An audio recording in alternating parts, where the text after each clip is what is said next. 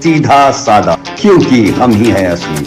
G20 summit का समापन रविवार को हो गया और इसके बाद जो बाइडेन, ऋषि सुनक जैसे तमाम विदेशी मेहमान अपने अपने देश वापस लौट गए, लेकिन कनाडा के पीएम अब भी दिल्ली में डटे हुए हैं। इसकी वजह कोई द्विपक्षीय वार्ता नहीं है, बल्कि विमान का खराब होना बताया जा रहा है। वापसी से ठीक पहले उनका विमान खराब पाया गया, जो अब तक ठीक नहीं हो पाया है। यही नहीं, उनके लिए वैकल्पिक विमान जो कनाडा से चलकर सोमवार देर रात दिल्ली पहुंचा था, अब तक नहीं आ सका। खबर है कि मंगलवार तक ये विमान पहुंचेगा और देर शाम तक ही जस्टिन ट्रूडो की कनाडा में वापसी हो पाएगी। आपको बताते चलें, कनाडा एयरफोर्स का विमान CC-150 पोलारिस को दिल्ली भेजा गया, क्योंकि प्रधानमंत्री जिस विमान से आए थे उसमें तकनीकी खराबी आ गई थी। इस वजह से रविवार शाम को ही कनाडा लौट रहे जस्टिन अब तक दिल्ली में है। यही नहीं, उनकी वापसी में थोड़ा और लेट हो सकता है, क्योंकि रिप्लेसमेंट के तौर पर आ रहे विमान को लंदन डाइवर्ट किया गया है। आमतौर पर कनाडा से आने वाले विमान रोम होके आते हैं। इस डाइवर्जन की कोई वजह नहीं बताई गई, लेकिन इससे देरी जरूर होगी। कनाडाई मीडिया की रिपोर्ट के मुताबिक मंगलवार सुबह